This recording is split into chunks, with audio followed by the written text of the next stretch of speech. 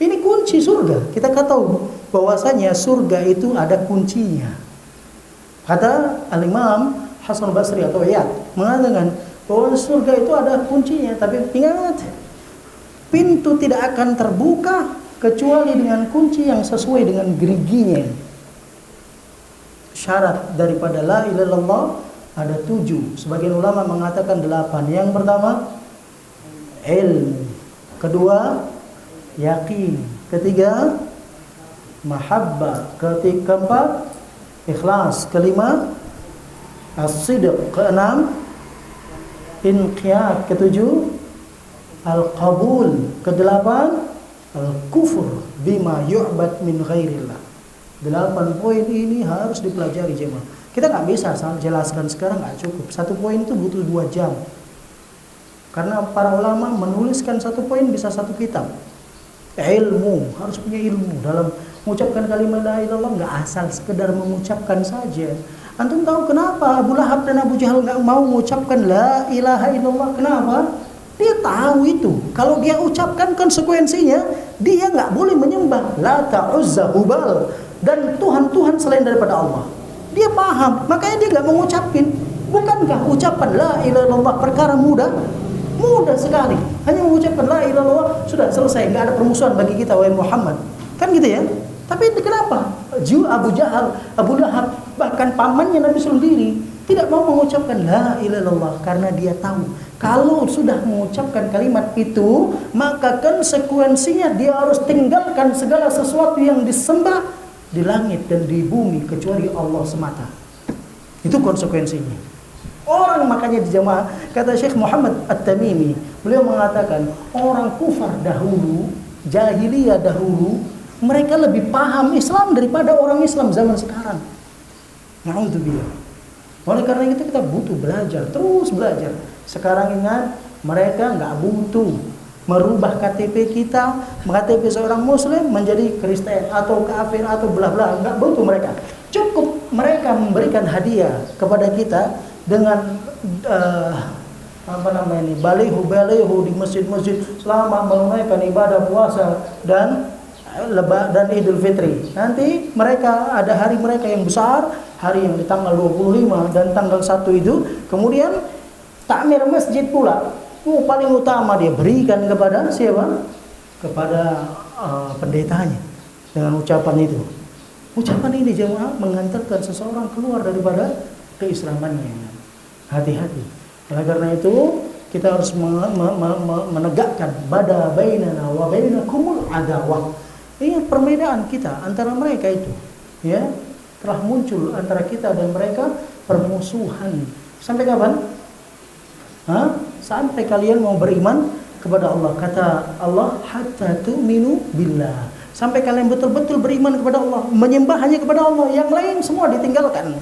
Karena semua sembahan selain daripada Allah batil. Semua sembahan-sembahan yang tidak pantas untuk diibadahi. Bagaimana dia diibadahi sementara dia dicipta oleh makhluk, dibuat oleh makhluk kemudian diibadahi, atau sebagiannya dicipta oleh Allah Subhanahu wa taala. Baik, sekarang kita akan membahas tentang permasalahan yang tiga permasalahan pokok. Ini pembahasan kepada usul salasah atau 3 permasalahan di sini kepada tauhid. Baru nantinya kita akan bahas tentang usul salasah. Sekarang pembahasan ahimiyatu dirasati tauhid, pentingnya mempelajari tauhid. Ya, beliau katakan i'lam arsyadakallahu li ta'ati. Ketahuilah, semoga Allah menuntunmu di atas ketaatan. Ini doa dari Syekh. Annal hanafiyyata millata Ibrahim, bahwasanya Hanafiyah millata Ibrahim, jalannya Ibrahim. An ta'budallaha wahdah, engkau menyembah kepada Allah saja. Mukhlishan lahuddin, ikhlas hanya beragama untuknya. Wa bidzalika, dan dengan demikian amarallahu jami'an nas wa khalaqahum laha, Allah memerintahkan seluruh manusia dan menciptakan untuk hanya beribadah kepada Allah Subhanahu wa taala semata. Kama qala ta'ala, sebagaimana apa yang Allah sebutkan dalam firman-Nya, Wa ma khalaqatul jinna wal insa illa liya'budun. Tidak aku ciptakan bangsa jin dan manusia kecuali hanya untuk beribadah kepadaku. Wa makna ya'budun yuwahhidun, dan arti dari kata ya'budun adalah yuwahhidun, yaitu mengesahkan Allah. Wa 'azzamu ma amara Allah bihi at-tauhid, perkara yang paling agung dari seluruh perintah yang Allah perintahkan dengannya adalah perintah mentauhidkan Allah. Kalau mentauhidkan Allah adalah perintah yang paling agung, maka perkara yang paling dilarang, yang Allah larang dengannya adalah melakukan kesyirikan. Apa itu tauhid? Ifradullah bil ibadah, mengesahkan Allah dalam peribadatan. Apa itu syirik? Da'watu ghairihi ma'ah, ya, menyeru selain daripada Allah bersamaan dia menyeru kepada Allah Jalla wa'ala. Dia ibadah kepada selain Allah bersamaan beribadah kepada Allah Jalla wa'ala. Ini hakikat syirik, hakikat kesyirikan. Dia sholat, dia puasa, dia zakat. Kalau antum melihat ada orang yang sholat, ya, orang yang berpuasa, orang yang mengeluarkan zakatnya, bersedekah, orang haji, umrah, kemudian cara beragamanya masih meyakini ada zat-zat tertentu yang bisa mengatur semesta alam, yang memiliki pengaruh dalam semesta alam ini. Yang ini bisa mengatur air, yang ini bisa mengatur udara, yang ini bisa mengatur tanah, yang ini bisa mengatur api. Seperti sinetron apa namanya? Yang anak-anak itu yang di kepalanya ini kayak tanda panah apa namanya? Avatar. Ya. Avatar itu cuma hati-hati ya. Itu merusak akidah. Seperti yang bisa mengeluarkan di perutnya. Kemudian tongkat ini minta apa, kamu minta apa, semua bisa keluar dari perut dia. Itu perbuatan itu tidak ada yang bisa mampu melakukannya kecuali Allah Jalla wa'ala. Nanti bayangkan, ini penyakit ya, ini penyakit yang dengannya anak-anak kita dirusak, dengannya anak-anak kita dihancurkan. Apanya? Akidahnya. Sehingga dia tidak lagi meminta kepada Allah Jalla wa'ala. Bukankah Nabi SAW ajarkan wa idza sa'alta fas'alillah, kalau minta sama Allah, wa idza sta'anta fasta'in billah, minta pertolongan kepada Allah Jalla wa'ala. Sampai para sahabat dahulu meminta sesuatu ya, yang urusan dunia yang ringan saja, mereka mintanya sama Allah Subhanahu wa taala. Sampai masak, kalau nggak ada bumbu, biar supaya enak masakannya, subhanallah, minta sama Allah Subhanahu wa taala. Ini keyakinan para sahabat zaman dahulu semua, dan ini sudah hancur zaman sekarang. Sudah hancur, sudah rusak. Oleh karena itu kita harus betul-betul menjaga tauhid kita. Baik, Hanafiyah millat Ibrahim. Hanafiyah jalannya Ibrahim. Kata Hanafiyah asal katanya dari kata Hanafa. Hanafa itu disebut dengan Hanif. Hanif itu maknanya apa? Hanif itu adalah yang melenceng. Itu makna Hanif yang sebenarnya. Sebagian orang mengatakan, dia Hanif, maksudnya dia lurus. Enggak. Makna Hanif sebenarnya melenceng. Melenceng dari kesesatan menuju kepada yang betul. Itu namanya Hanif. Jadi kalau lurus saja, belum betul. Tapi dia melenceng dari kesesatan menuju kepada kebenaran. Ini namanya Hanif. Makanya tauhid itu Hanif. Tauhid itu Hanif. Dia melenceng dari kesyirikan menuju kepada tauhid. Dan jalan Nabi Ibrahim adalah jalan Hanafiyah. Kata Allah, wattabi' millata Ibrahim hanifah. Ikuti jalan Nabi Ibrahim yang hanifah. Hanifah itu yang mana? Yang melenceng dari kesyirikan menuju kepada tauhid. Ini jemaah yang perlu kita pahami. Yang pertama. Kemudian kenapa kita harus mempelajari tauhid? Beliau di sini menjelaskan kenapa kita harus mempelajari tauhid. Pertama, karena kita tidak dicipta kecuali untuk mentauhidkannya. Tujuan Allah ciptakan manusia, jin, bangsa manusia dan jin untuk hanya mentauhidkan Allah. Allah katakan, wa ma khalaqtul jinna wal insa illa liya'budun. Tidak aku ciptakan bangsa jin dan manusia kecuali hanya untuk ya'budun, beribadah kepadaku. Ibadah tidak dikatakan ibadah kecuali dengan tauhid. Oleh karena itu ibadah harus dengan tauhid, ikhlas karena Allah menteladani Rasulullah. Itulah yang jadikan realisasi dua kalimat syahadat. Ketika bersaksi asyhadu an la ilaha illallah, ibadah harus untuk Allah semata, bukan untuk yang lain. Qul innas salati wa nusuki wa mahyaya wa mamati liman lillahi rabbil alamin. Katakan salatku, ibadahku, hidup dan matiku untuk Allah Subhanahu wa taala Rabbul Alamin. Kemudian jemaah, kata ya'budun ditafsirkan oleh Ibnu Abbas, makna ya'budun ay liwahidun. Artinya ya'budun untuk beribadah kepada Allah, maksudnya mentauhidkan Allah dalam ibadah. Makanya ibadah bukan sekedar ibadah. Ada orang yang ibadah, dia puasa, tapi dia masuk neraka. Iya Ustaz, iya banyak. Jangankan yang ibadah puasa, yang sholat masuk neraka. Kata Allah, fawailul lil musallin. Ada orang yang masuk neraka gara-gara sholatnya. Oleh karena itu jemaah, hati-hati dalam masalah ibadah. Ibadah harus tauhid. Gak cukup hanya sekedar ibadah. Oleh karena itu Allah ceritakan orang-orang yang melakukan perjalanan haji, sebagian mereka mencari dunia, di akhirat sengsara dia. Sebagian mereka meminta kepada Allah dunia dan akhiratnya. Orang yang melakukan ibadah besar dalam masalah haji, bagaimana dengan ibadah-ibadah yang lainnya?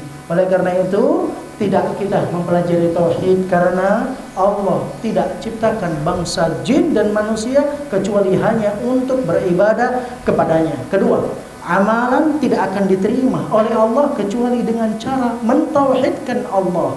Wa ma umiru illa liya'budullaha mukhlisin. Tidak aku perintahkan manusia untuk beribadah kepada Allah kecuali dengan cara mukhlisin, ikhlas, murni. Ibadah hanya untuk Allah Jalla wa'ala. Kemudian jemaah, seorang tidak akan masuk ke dalam surga kecuali muwahhidun, kecuali orang-orang yang bertauhid.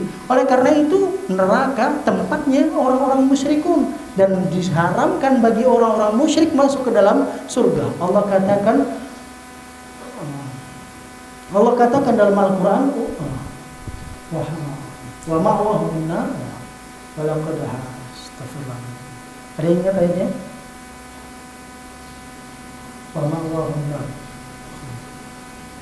Baik, intinya neraka itu dijadikan tempat orang-orang musyrikun.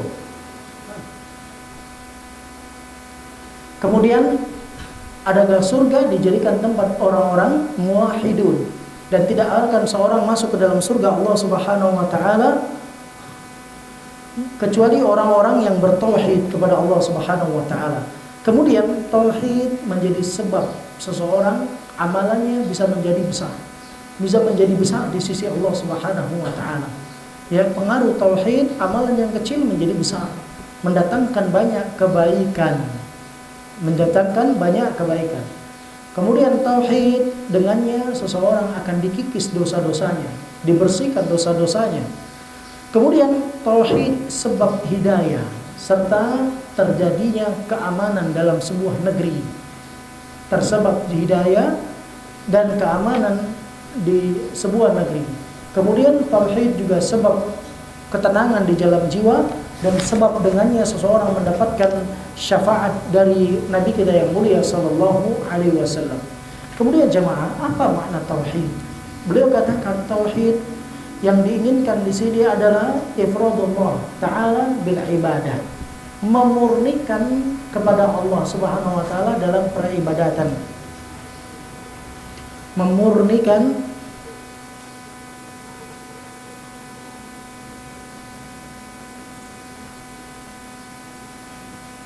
kepada Allah Subhanahu wa taala dalam ibadah.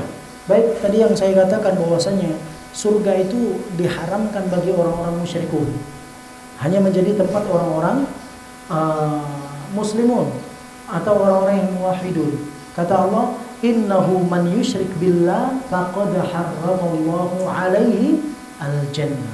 Itu orang-orang yang mempersekutukan Allah, Allah haramkan. Yang mengharamkan bukan lagi manusia jemaah, Allah Rabbul Alamin mengharamkan mereka masuk ke dalam surga. Wa haram innahu man yusyrik billah faqad haramallahu alaihi jannah. Kemudian Allah tegaskan wa ma'wahun nar, dia akan masuk ke dalam neraka. Wa ma lidzalimin min ansar, orang-orang yang zalim. Zalim di sini artinya apa? Musyrik. Ya. Ketika Luqmanul Hakim menasihatkan putranya, wa idz qala Luqmanu li ibnihi ya bunayya la tusyrik billah inna syirka la dzulmun 'adzim.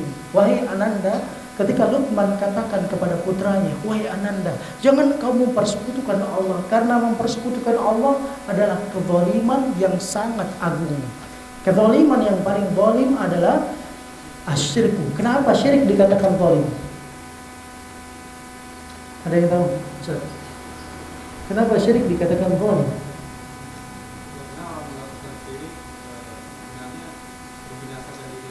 Ya, itu diantaranya. Tapi kurang tepat. Ada lagi yang paling tepat. Ada lagi? Iya, itu dia. Tapi kurang tepat. Ada lagi? Tidak sesuai fitrah. Kurang tepat. Ada lagi?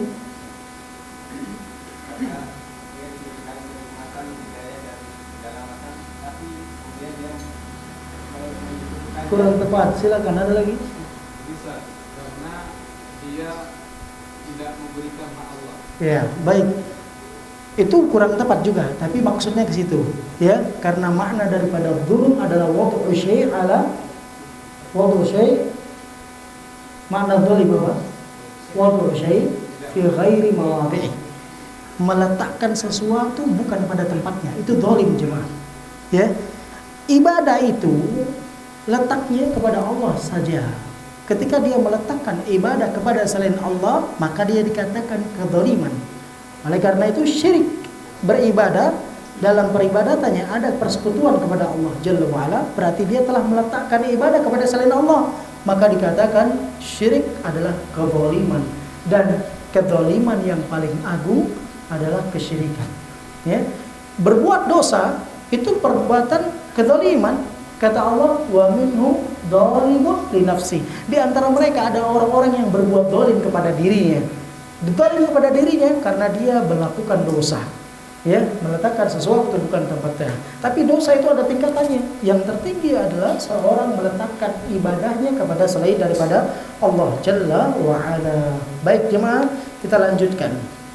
Kalau kita sudah tahu bahwasanya tauhid adalah perintah yang Allah perintahkan dengannya kepada manusia, dan ini perintah teragung, maka ketahuilah di sana ada larangan yang paling besar. Lawan dari kata tauhid apa itu? Syirku, kesyirikan. Oleh karena itu seseorang harus belajar tentang kesyirikan, bukan untuk mensyirikkan orang lain, bukan, tapi apa? Agar kita tercegah dan terhindar dari kesyirikan tersebut. Araftu syarra la li syarri walakin litawaqi wa man lam ya'riful khaira minasyarri waqa'a fi. Aku pelajari kejelekan bukan untuk aku berbuat kejelekan itu, tapi agar seorang ketika mempelajari, orang yang tidak pernah mengenal kebaikan dari keburukan, pasti dia akan tergelincir kepada keburukan tersebut.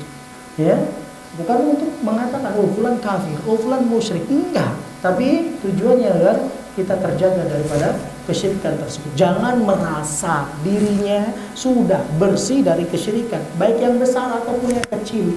Berapa banyak seorang mengatakan kalau bukan karena saya, itu ucapan kesyirikan cuma. Oh fulan, ya itu karena saya, itu kesyirikan cuma. Kan gitu ya. Dalam pekerjaannya dia katakan, ya ini kita tergantung lah sama bos kita. Itu ucapan menggantungkan diri kepada selain daripada Allah, kesyirikan. Di rumahnya ditanya, oh tadi malam ada maling, iya. Untung saja ada bebek saya, untung saja ada kucing saya, untung saja ada burung saya. Kan gitu ya. Kalau enggak karena burung saya, kalau enggak karena bebek saya, kalau enggak karena anjing saya, dan seterusnya. Ini ucapan kesyirikan. Ya, terserah kamu lah, terserah kamu. Ini jadi oh ini semua itu terserah sama kamu. Ini ucapan apa? Ucapan apa? Terserah kamu. Ucapan apa? Hah? Kesyirikan jemaah. Ya kan? Kata Nabi SAW, kaki ucapkan Masya Allah wahdah. Sama serahkan sama Allah saja. Kalau mau kepada manusia, menyerahkannya dengan kata apa? Tsumma. Kemudian, ya, misalnya, oh ini tidak terjadi, ya, kecuali, ya, apa namanya? Karena Allah, kemudian sebab kamu.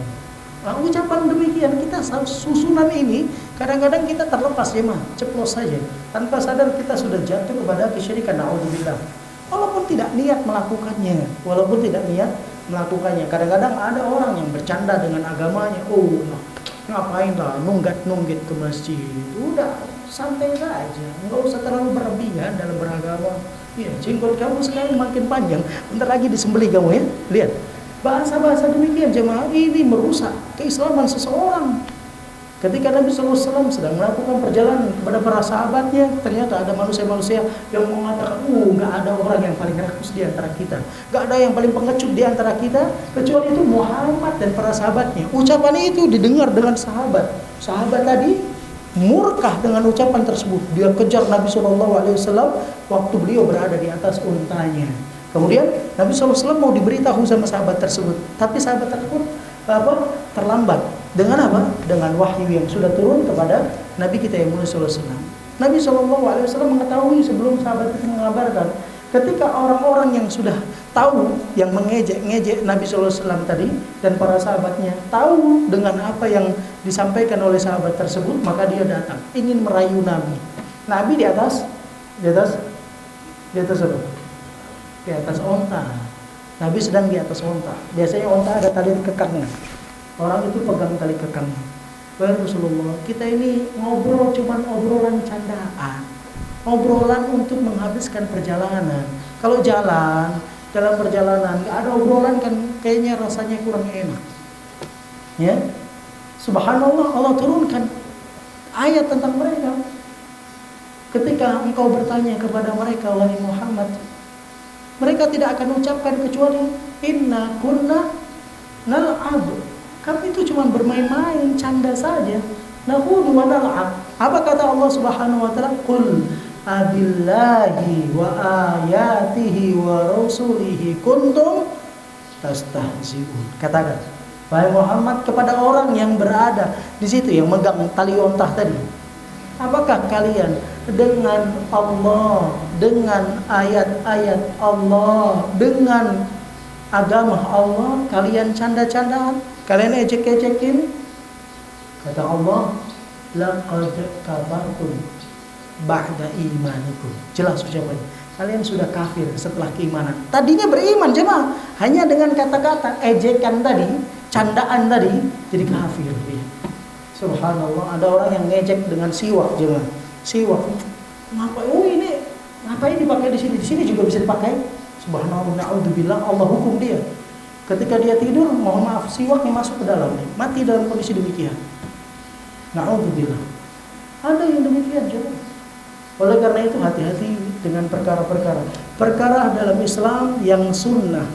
Ya, kalau tidak mampu menjalankannya, jangan dicela. Khususnya termasuk juga masalah hukum syar'i. Masalah seorang wanita, fitrah wanita itu nggak mau dimadu, nggak suka dia dimadu. Fitrah wanita mau ngomong, saya soleha, Ustaz, saya ini, lebih soleh saya siapa daripada Aisyah? Kan gitu ya. Saya alim, Anda tidak lebih alim daripada Aisyah. Kan gitu ya. Fitrah manusia itu nggak mau dimadu, tapi jangan tolak ayat madu. Ayat madu. Ayat apa namanya? Hah? An-Nisa. Yang betul ayat apa? Hah? Jangan ditolak dan jangan dicela. Kenapa? Karena orang yang menolak dan mencelahnya berarti dia menolak ayat Allah Jalla wa Ala. Bisa mengantarkan kepada kekufuran. Na'udzubillah, ada seorang yang dia notabene juru bicara dan dia ustadzkan, berarti dia ustadzah. Dia katakan kalau sekiranya saya bisa rubah ayat itu, saya rubah, katanya. Na'udzubillah. Antum bayangkan juga sampai seperti itu, nggak beriman dengan ayat ini. Cukup seorang tidak beriman dengan lafaz Al-Quran, satu lafaz saja, tidak beriman dengannya, kafir. Bagaimana tidak beriman dengan ayat? Ayat-ayat yang menjelaskan demikian. Belum lagi kepada hadis-hadis Nabi Shallallahu Alaihi Wasallam. Oleh karena itu, kalau ada sunnah kita belum bisa melakukannya, imani dulu. Imani dulu. Kemudian kalau kita ingin biar supaya bisa melakukannya, doa, minta dimudahkan sama Allah Jalla wa Ala. Ada orang dia nggak pakai jenggot, nggak apa-apa nggak pakai jenggot. Jangan kamu mencela orang yang berjenggot.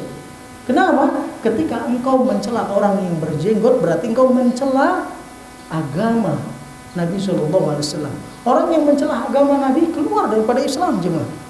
Ingat, saya katakan perbuatan, bukan pelaku. Perbuatan.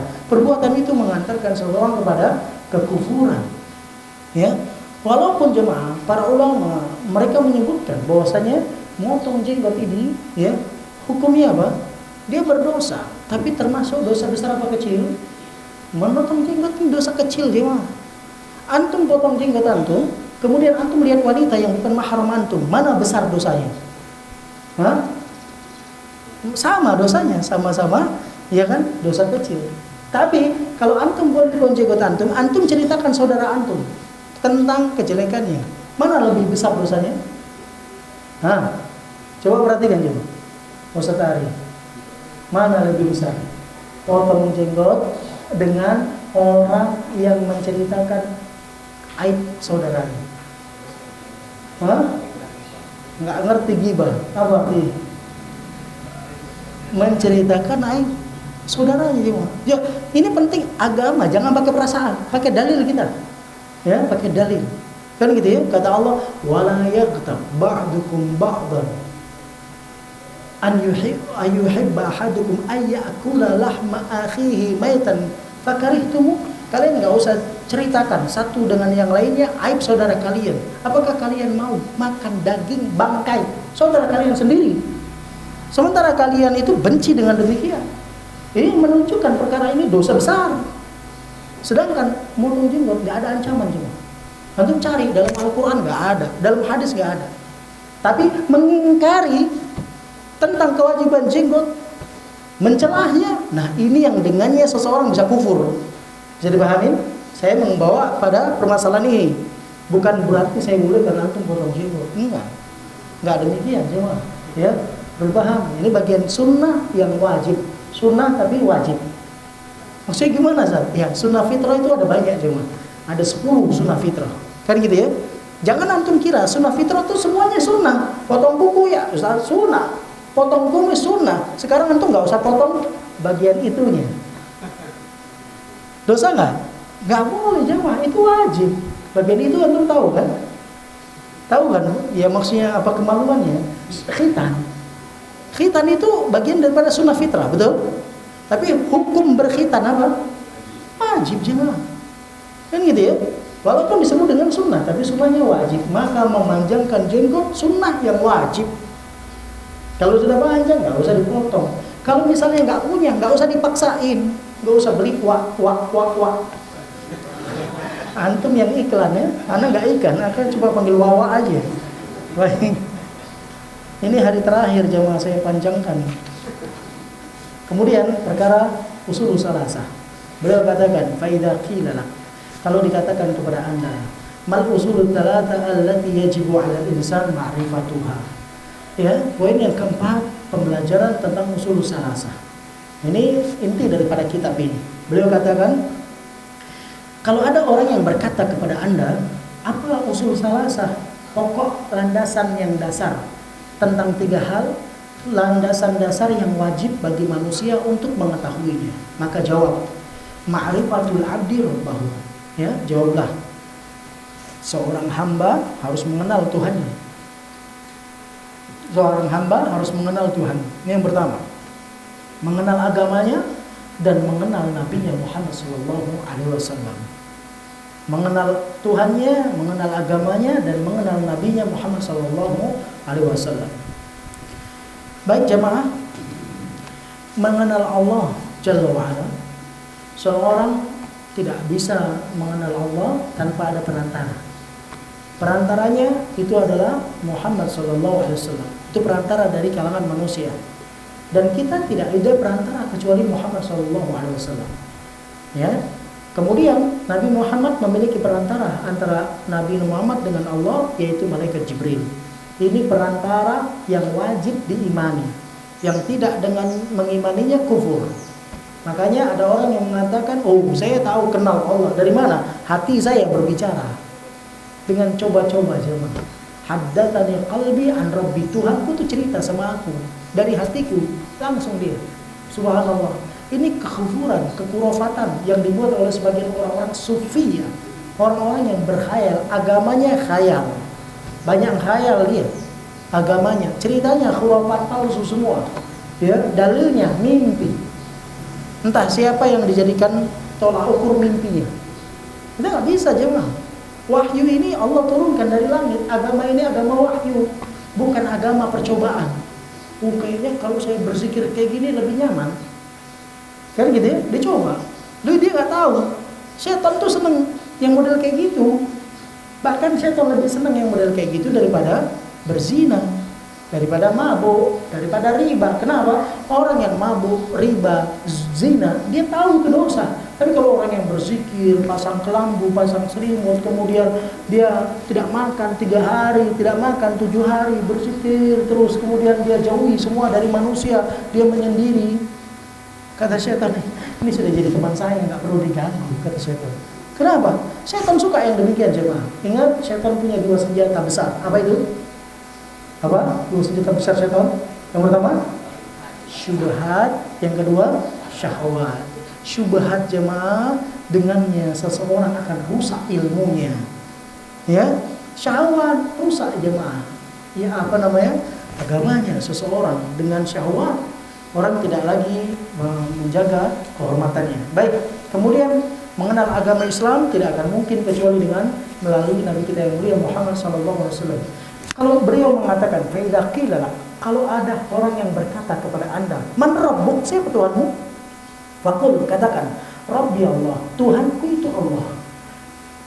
Siapa Allah? Alladzi rabbani. Dia yang memeliharaku. Wa rabba jami'al alamin. Dan dia yang memelihara semesta alam ini semua. Dia yang menciptakan semesta alam ini semua. Bini'amihi, dengan seluruh nikmat yang Allah berikan dengannya. Wa huwa ma'budi, dan Allah itu adalah sesembahanku. Laisa li ma'budun siwahu. Aku enggak punya sesembahan di langit dan di bumi dan di antara keduanya kecuali Allah saja. Dalilnya alhamdulillahi rabbil alamin. Segala puji bagi Allah, Rabb, pencipta, pengatur, pemilik alamin, semesta alam. Dia yang menciptakan, dia yang mengatur, dia yang memiliki. Ustaz, saya bisa mencipta. Kamu hanya mencipta sesuatu yang sudah pernah Allah ciptakan. Kalaupun kamu membuat sesuatu ini dan itu, semuanya itu bahannya Allah yang membuatnya. Coba kamu bisakah engkau jadikan dari sebuah biji kemudian engkau menghidupkannya? Enggak bisa. Dalilnya Allah sendiri katakan, "Afara'aitum ma tahrusun?" Kalian enggak perhatikan apa yang kalian tanam? Kata Allah, "A'antum." Gimana? Afara'aitum ma tahrusun?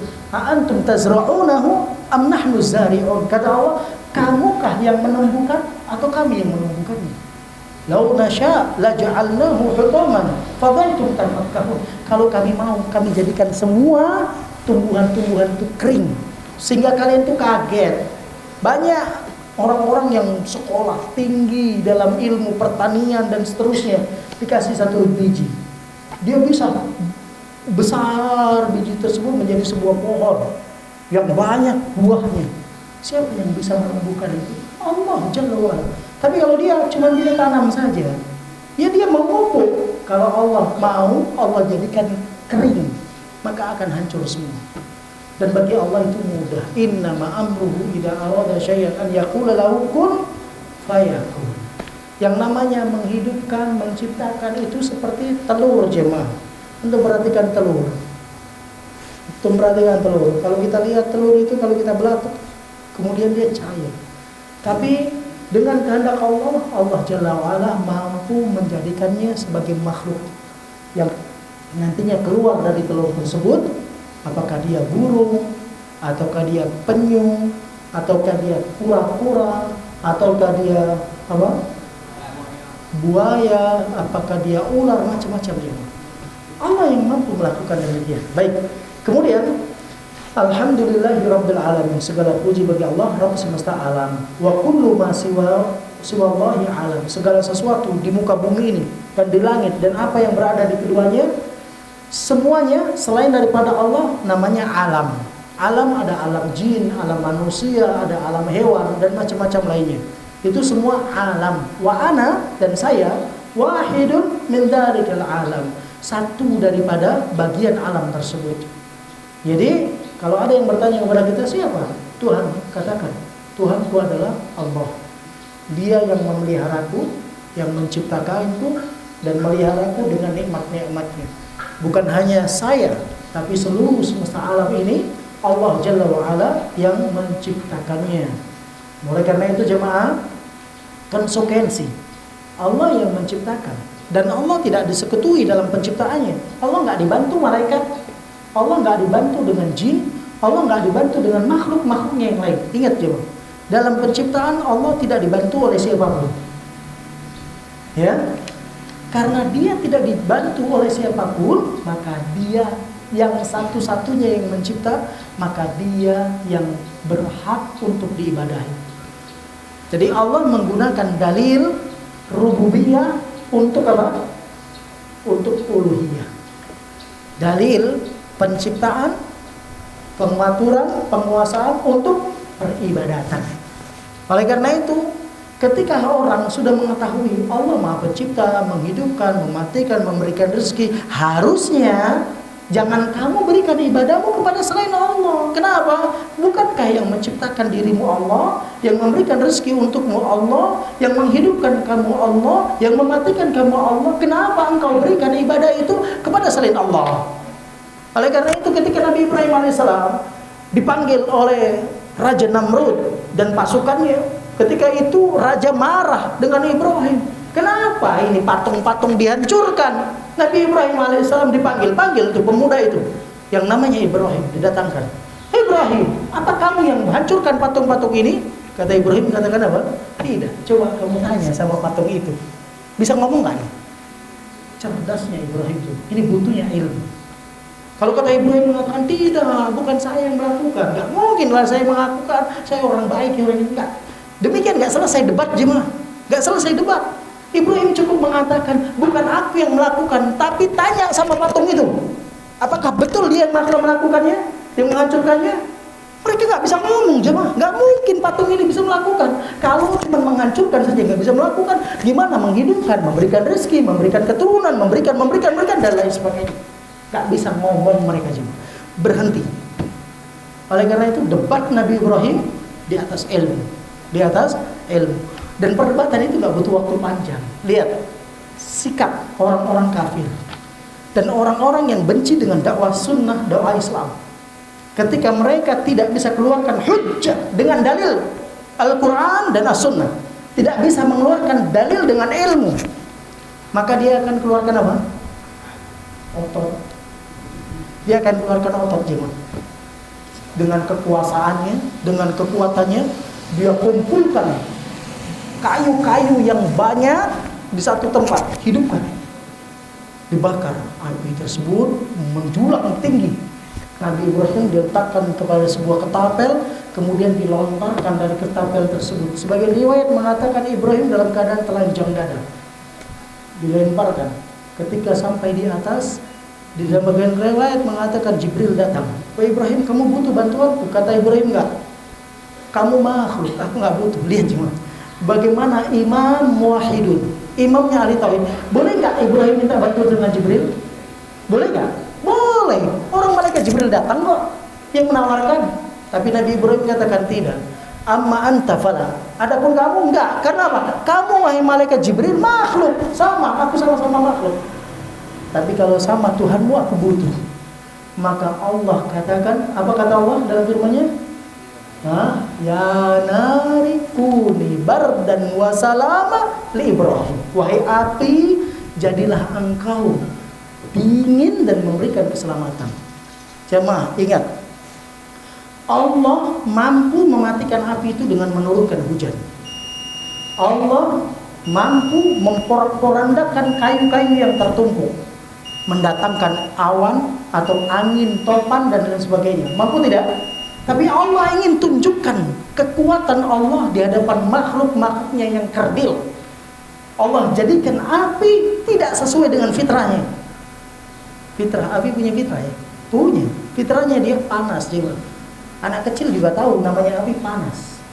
Yang ini nggak perlu dipelajari. Sampai antum tanya orang, mohon maaf, paling idiot sekalipun tanya, ini api panas apa dingin? Dia jawab apa? Panas. Tapi tidak sama dengan Nabi Ibrahim. Bardan, memberikan kedinginan. Dingin jemaah, kalau dingin saja orang bisa beku. Makanya siksa neraka itu ada panas, ada dingin jemaah. Dingin itu siksa jemaah. Oleh karena itu Allah gandengkan dengan sifat salama. Dingin yang memberikan keselamatan. Para ulama mengatakan kalau sekiranya Allah Jalla wa'ala ketika turunkan ayat ini, ya, dengan ketika Allah Subhanahu wa taala mengucapkan firman-Nya kepada Nabi Ibrahim alaihissalam, bardan saja, maka api sampai kiamat dingin juga. Api sampai kiamat dingin, fitrahnya dingin. Setelah itu, setelah kejadian Nabi Ibrahim. Tapi karena Allah katakan bardan wasalama, maka api dikhususkan kepada api Ibrahim. Dia dingin, memberikan keselamatan. Api yang lain tetap kepada fitrahnya panas. Antum coba nanti di rumah, ya, coba. Kalau mau, yang belum percaya, ya, kalau yang belum percaya nanti hidupkan api di rumah, kompornya hidupkan. Gak usah lama-lama, 5 menit saja. Panas atau dingin? Nggak perlu Ustaz, saya sudah tahu bisa kebakar tangan saya. Iya, itu fitrah api, panas. Baik jemaah sekalian, ini perdebatan Nabi Ibrahim alaihissalam dengan orang-orang kafir di masanya. Ini masuk panjang. Nanti kita sudah ditanbih 2 kali. Insya Allah kita lanjutkan jemaah pertemuan kita ini di pertemuan mendatang ba'da Id insya Allah. Ba'da Id Fitri. Baik, ada yang ditanya? Tidak ada, saya mau kerja. Apa? Mau kerja? Ayo, satu aja, stop dulu. Kemarin kita bicara masalah bahwa itu kan masalah baik itu gimana? Saya ada Ya, para ulama mengatakannya, pada dasarnya kita jual beli bisnis dengan mereka itu boleh pada dasarnya. Tetapi hukum itu bisa berubah dalam kondisi. Seperti misalnya seseorang beli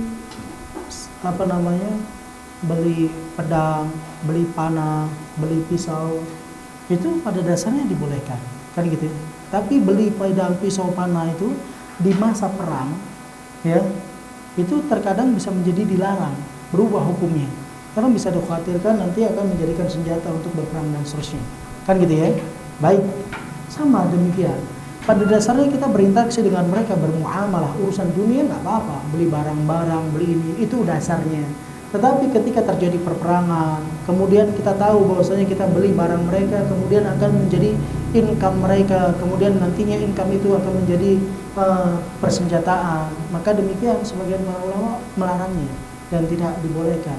Karena terkadang dengan angka-angka yang kita beli, misalnya beli produk dia, kemudian produk itu memberikan keuntungan berapa persen, dijadikan senjata. Senjata itu jadi rudal itu dibomkan kepada saudara kaum muslimin. Saudara kita ada sumbangsi di sana, ya kan? Makanya para ulama memerintahkan untuk al-bara, berlepas diri dari demikian. Termasuk baiqat itu bagian daripada al-wala wal bara kepada orang-orang kafir. Ya, kepada orang-orang kafir hendaknya seorang dalam kondisi perperangan demikian, ya dia jaga tidak melakukan demikian. Ya, saya kemarin dapat informasi, saya lupa berapa angkanya. Sekarang tuh Gaza masih diserang gimana? Sekarang diserang Palestina. Terlepas dia kelompok apa dia di sana. Apakah dia macam-macam kelompoknya itu terserah. Yang penting dia muslim, dan muslim dengan muslim yang lain satu tubuh. Selama dia masih Islam dia saudara, kan gitu ya. Artinya siapapun yang memberikan serangan dari orang-orang kafir kepada orang-orang Islam berarti dia musuh kita. Dia musuh kita, dan kita Ya kalau kita tahu belikan barang mereka kemudian menjadi income buat mereka, beli senjata, beli ini, ya kita nggak usah beli barang-barang mereka, baikat dengan barang mereka. Tapi jemaah, yang paling penting dalam membaikat adalah baikat cara beragama mereka. Itu paling penting jemaah. Ya, di antara cara beragama mereka, mereka jadikan kuburan-kuburan sebagai tempat peribadatan. Nabi SAW sebelum wafat beliau katakan, la'anallah. Siapa yang dilaknat? Al-Yahuda wan Nasara. Semoga Allah melaknat Yahudi dan Nasrani. Kenapa dilaknat? Ittakhadhu qubur anbiya'ihim masajida. Mereka jadikan kuburan para nabi mereka sebagai tempat-tempat peribadatan. Oleh karena itu jemaah, siapa yang menjadikan ya kuburan orang-orang soleh, kuburan para nabi, para wali dan lain sebagainya menjadi tempat peribadatan, dia sedang mengambil produk agama siapa? Yahudi. Jangan kita baikat kepada produk makanan, produk alat rumah tangga dan sebagainya, tapi produk agamanya tidak ditinggalkan. Ini bahaya, ya. Produk agama lebih utama, kemudian baru pada produk makanan dan alat-alat yang bisa digunakan dalam rumah tangga. Allahu a'lam bishawab. Mungkin ini yang kita sampaikan jemaah. Kita tutup dengan doa kafaratul majelis. Subhanakallahumma wa bihamdika, asyhadu an la ilaha illa anta, astaghfiruka wa atubu ilaik. Assalamualaikum warahmatullahi wabarakatuh.